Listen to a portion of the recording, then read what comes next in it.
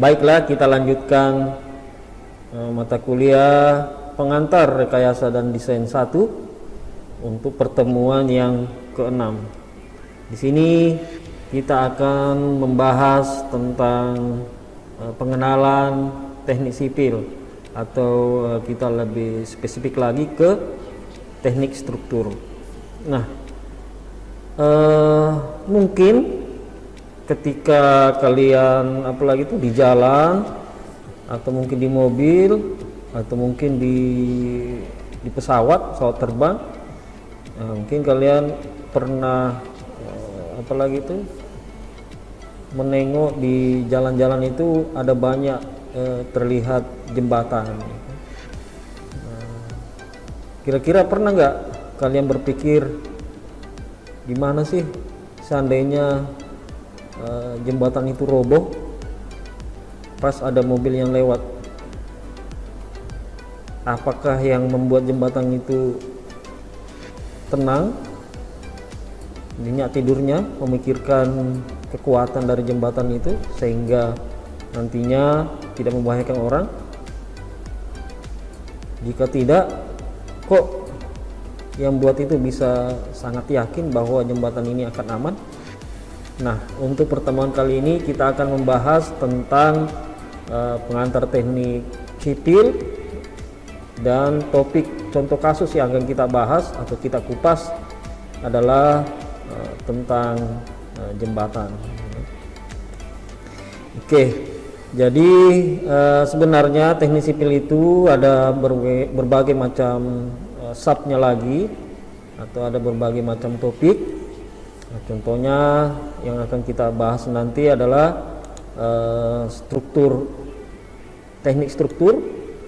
Di sini teknik struktur perannya adalah menganalisa dan merancang struktur yang dapat mendukung atau dapat menahan beban. Yang lainnya ada yang namanya teknik geoteknikal. Nah, ini apalagi itu insinyur yang mempelajari tentang perlakuan atau kelakuan atau karakteristik dari tanah, material tanah atau material dari minyak. Terus ada juga teknik dari sumber daya air. Nah, ini merancang tentang infrastruktur atau bangunan-bangunan untuk mengelola dan mengutilisasi suplai air untuk kebutuhan masyarakat. Contohnya mungkin kayak bendungan, ya kan, bagaimana aliran sungai untuk menahan contohnya bencana banjir dan lain sebagainya. Terus ada juga sub daripada teknik sipil, yaitu teknik transportasi. Nah, ini berperan ke bagaimana lagi itu pergerakan yang efisien dan apalagi itu keselamatan daripada orang-orang di lalu lintas jalanan, ya kan. Contohnya ini di jalan-jalan raya biar nggak macet, bagaimana tata kotanya, ya kan, dan sebagainya. Ini kerjanya insinyur teknik transportasi. Nah, di sini kita hanya fokus ke teknik struktur, dimana yang sudah tadi yang kita dengarkan bahwa perannya adalah menganalisa dan merancang struktur, contohnya pada jembatan. Nah, ini adalah salah satu contoh jembatan. Ini namanya adalah jembatan truss, tipe truss, seperti yang kita lihat pada gambar. Jadi seperti biasanya struktur, jembatan ini dirancang untuk ini apalagi itu biar gayanya tersebar, tidak terpusat sama satu aja, karena itu akan membuat nanti jembatan menjadi roboh, sehingga bentuknya akan tetap seperti itu meskipun dipakai oleh banyak orang, mendukung orang lewat atau mobil mungkin, ya, seperti itu, ya. Nah, untuk setiap rancangan ini tentunya ada pertimbangan material, ya kan, ada pertimbangan gimana sih kalau jembatannya melengkung, atau kalau dalam bahasa tekniknya deformasi. Yang mungkin ada deformasi tapi kecil, cuma kalau kecil ini sudah berangsur-angsur sering terjadi. dan berada di beberapa lokasi tentunya akan berbahaya, gitu kan. Nah, tentunya diperlukan analisa untuk itu. Nah, ini adalah contoh jembatan trust yang ada di Switzerland. Saya pikir di Indonesia pun ada banyak seperti ini. Mungkin kayak di Rio ada yang terkenal itu di Pekanbaru. Nah, ini memang banyak dipakai di mana-mana. Ini karena terkenal, jembatan trust ini terkenal dengan kokohnya, ya. Dan memang bisa dirancang untuk jarak rentang yang cukup jauh. Nah, di sini kita akan membahas tentang bagaimana sih seni dan engineering rekayasa pada desain jembatan. Nah, seni akan menjadi alami dari produk supaya ini untuk menghasilkan struktur yang efisien. Ya, mungkin didasarkan pada pertimbangan biaya atau material.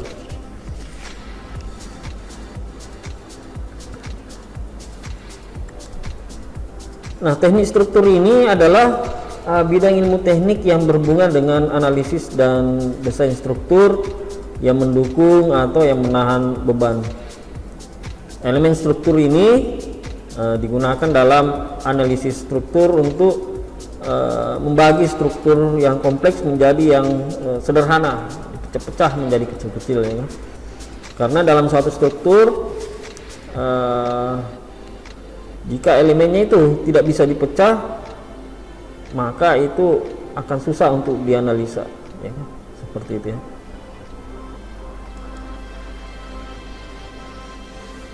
Nah, khusus untuk jembatan, ya, jadi jembatan tentunya memiliki struktur.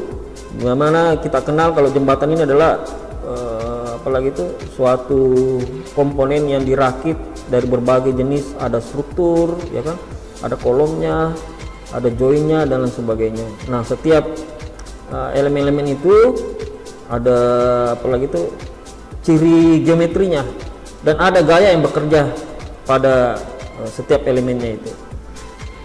Elemen-elemen itu ada beberapa jenis, contohnya mulai dari yang platnya, dari kerangkanya, hingga ada pegasnya juga, spring, ya.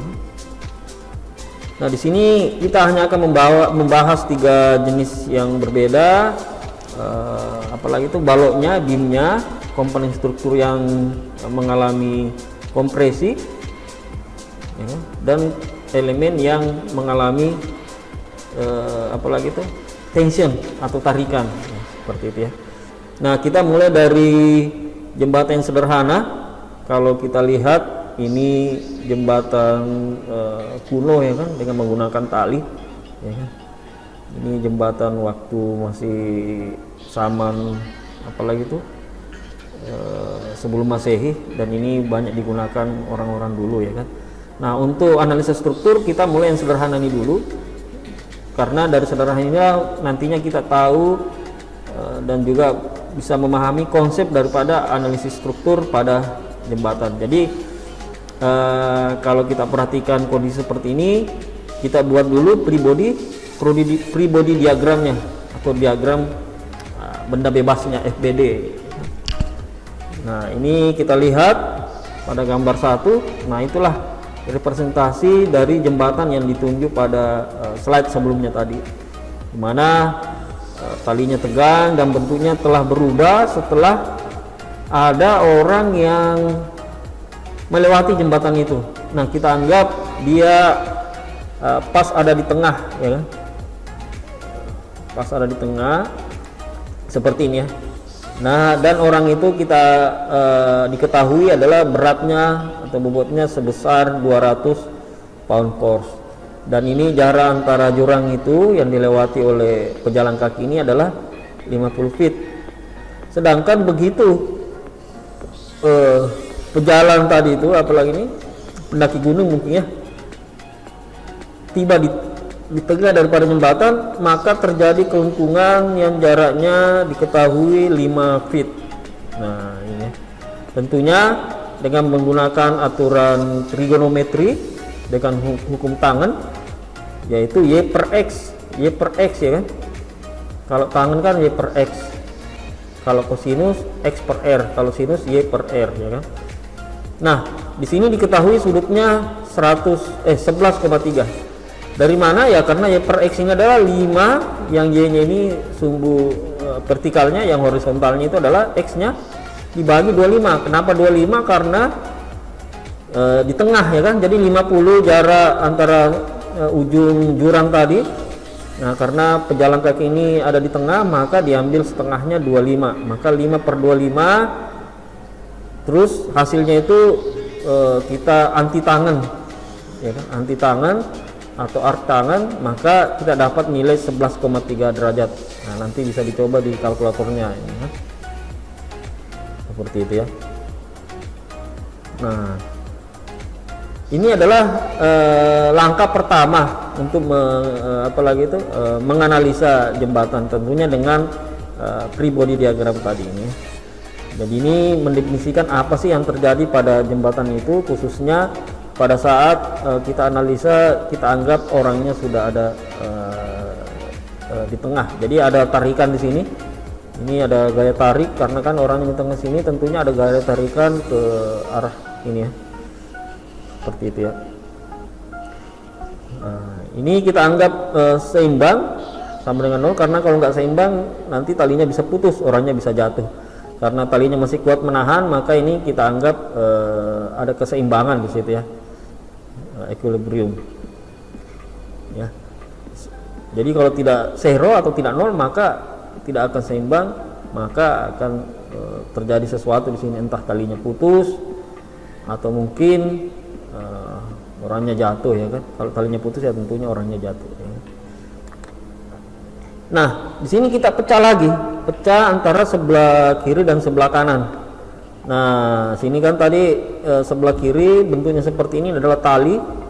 Ini adalah jarak dari titik orang tadi ke pinggir jurang. Nah, ini karena sudutnya langsung menyentuh di sumbu X, maka itu kita pakai kosinus, ya. Makanya untuk mencari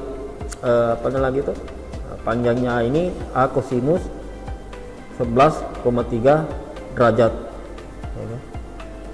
Nah, sedangkan B nya sama kosinus ya, tapi dia sebelah kanan. Nah, ini kalau di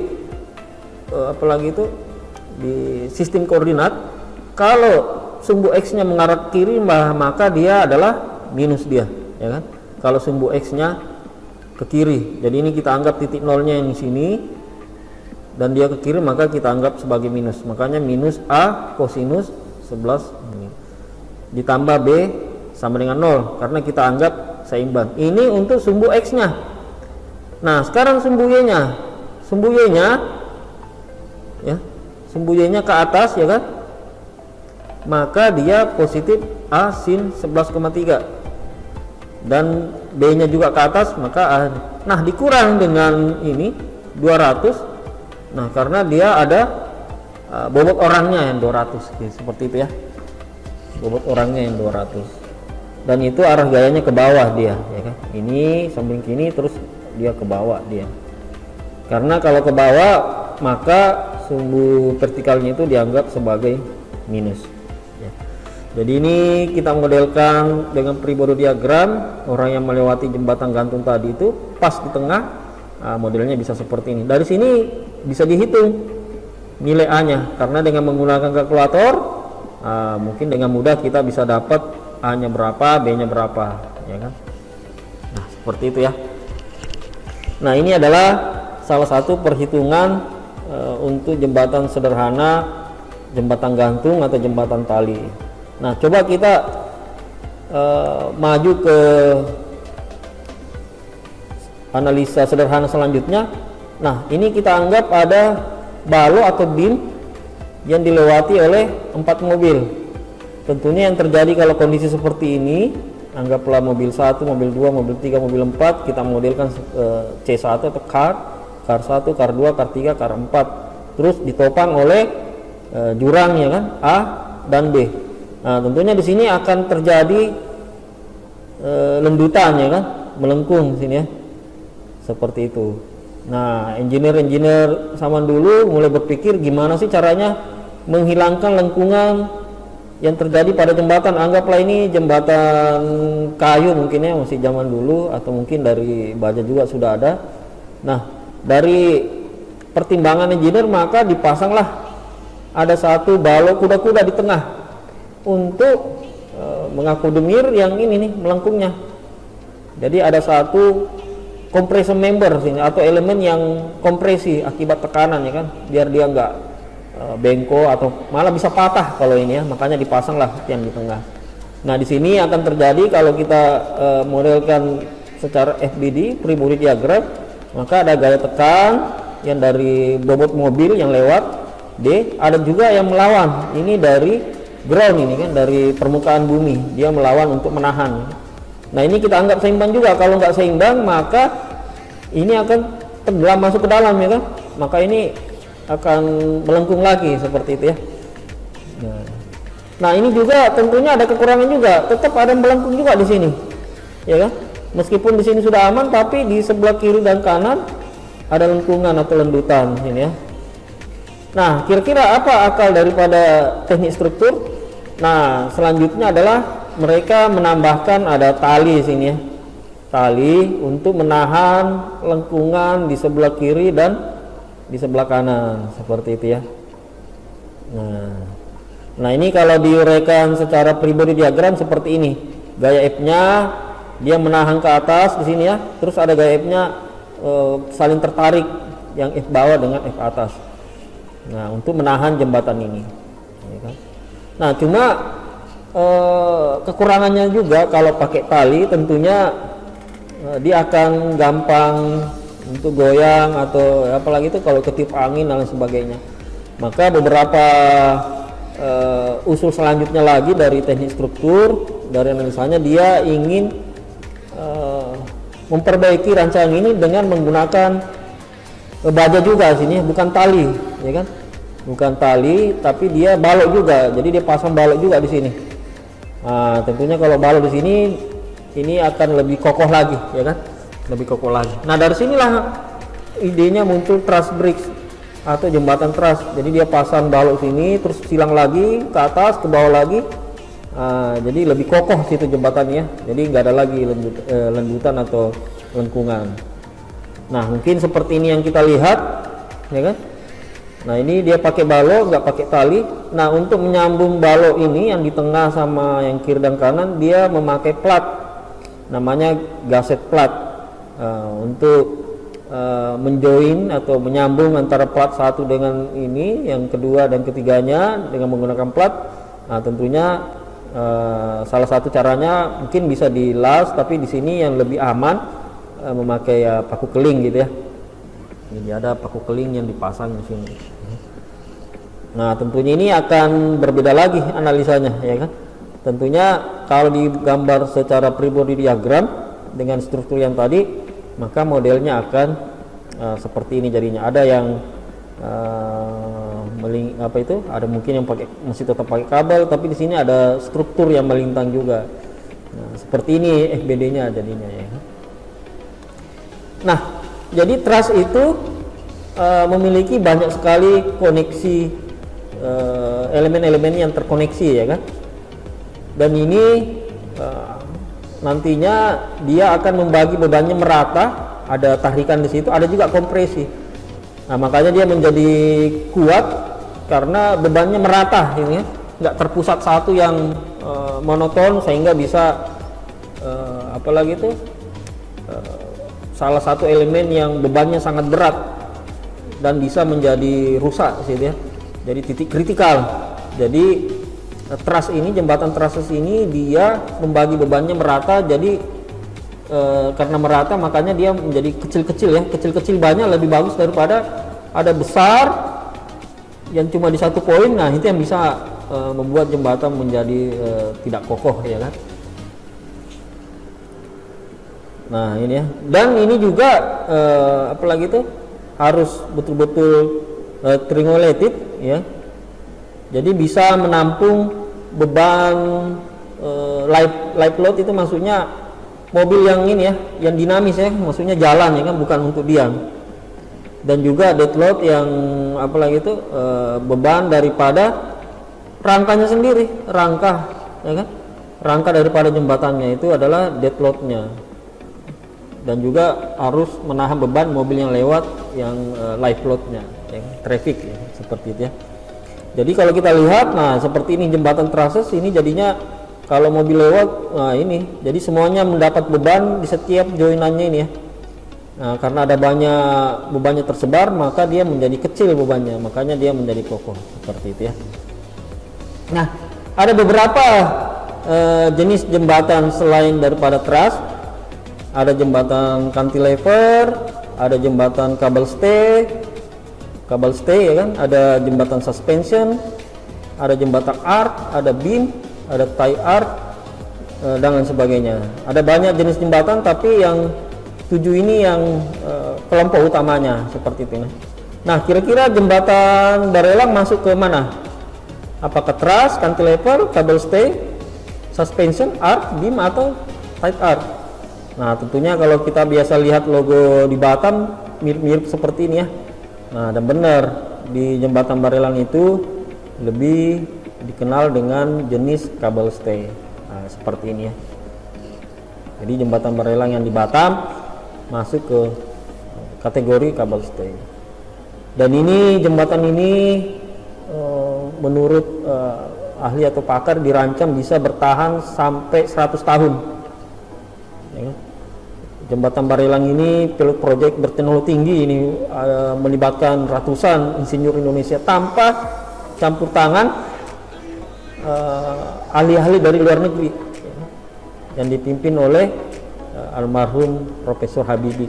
Dan tentunya konsep desainnya mengambil konsep dari Jerman, karena almarhum Profesor Habibie lama belajar di Jerman, belajar struktur di sana. Jadi selain struktur pesawat terbang juga mempelajari struktur jembatan, dan akhirnya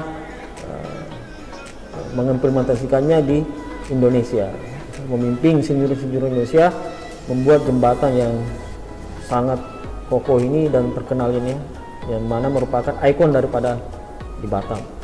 Ini dibangun kalau nggak salah dari 1992 sampai 1998, 6 tahun dibangunnya. Ya, ini menelan biaya sekitar 400 M. Sebenarnya ini adalah jembatan satu. Kalau kita anggap ini ke arah Barelang, jadi Barelang itu sendiri kepanjangannya adalah Batam, Rempang dengan Galang ya kan. Dan ini jembatan satu dikenal dengan diberi nama dengan jembatan dengan nama Pisabilillah. Jadi ini tahan terhadap tiupan angin, berbagai cuaca ya kan. Kecuali gempa mungkin ya, kecuali gempa, karena ini kan pakai kabel stay, jadi dia akan mengayun dia kalau gempa. Cuma kalau geografis di Batam, di Kepulauan Riau ini sangat aman dari gempa. Di beberapa perkiraan orang-orang ahli gempa, maka di Batam ini sangat minim peluangnya terjadi gempa. Makanya memang sangat cocok jembatan kabel stay ini di Batam ya. Nah, tentunya kita masuk ke gimana sih metode join untuk menganalisa daripada struktur ya kan. Nah, metode sambungan atau metode join ini adalah cara untuk mencari gaya yang tidak diketahui pada suatu struktur rangka batang ya kan. Nah, prinsip konsepnya daripada metode ini adalah bahwa semua gaya yang bekerja pada sambungan harus harus sama dengan 0. Jika sambungannya ini tetap kokoh atau dia stay diam. Dan diasumsikan bahwa semua elemen terbuat dari pin. Jadi ada pinnya di metode join itu, dan itu pinnya nggak ada gesekan ya kan. Ya. Nah, nanti akan dibuat persamaan keseimbangannya ya kan. Dan kita pecah-pecah setiap joinannya, sehingga kita bisa tahu berapa gaya yang bekerja pada titik A, B, atau titik C ya kan? Nah, mungkin lebih jelasnya kita lihat pada contoh ini ya. Contohnya dengan metode join, kita lihat jembatan seperti ini ya. Ada 2 elemen, ada 3 ya kan. dua balok sini ya, disambung dengan pin ya. Di sini ada, kita anggap ada bobot sebesar 100.000 pound force atau 1 kali 10 pangkat 5, dimana ketinggian daripada apalagi itu kemiringan daripada struktur ini elemennya adalah 6,5 feet dan panjang bentangannya 174 feet. Nah, di sini ada pinnya modelnya seperti ini, jadi di pin ini tanpa atasnya ya, di pin dari samping gitu ya.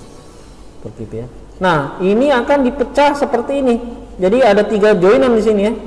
Sini ada di sini kita pecah, ada A, dan juga di sini 2 elemen ini kita pecah sama yang ini nih.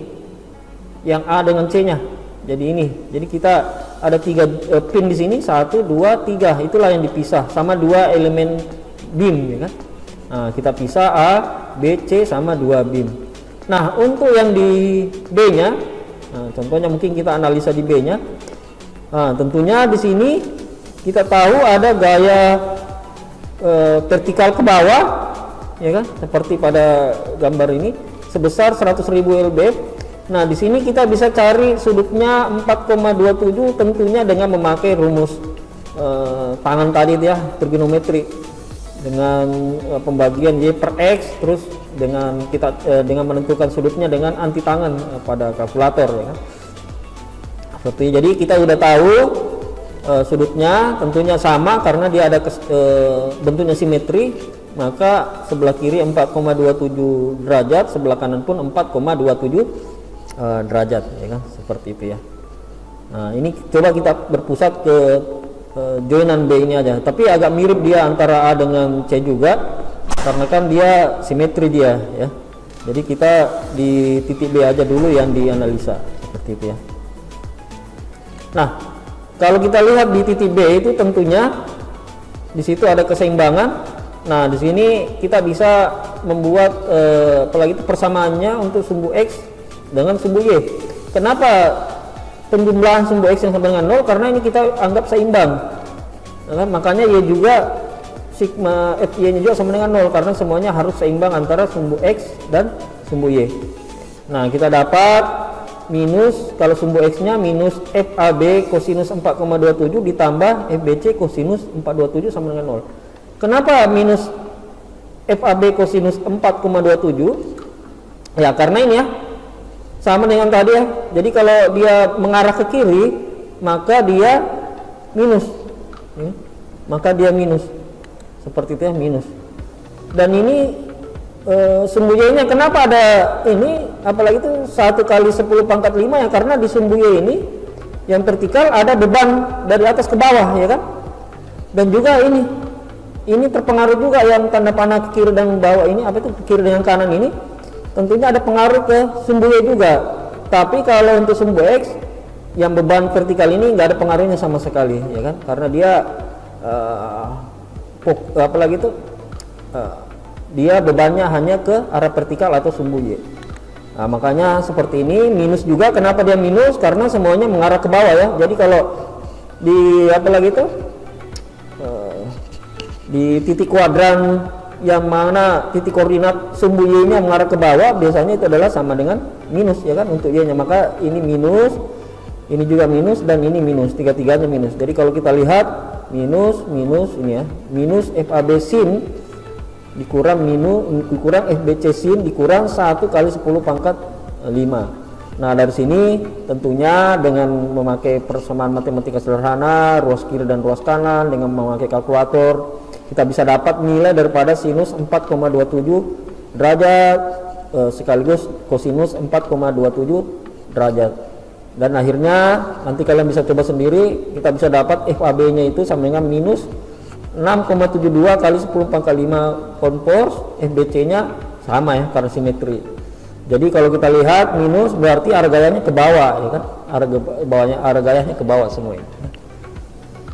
Seperti itu ya.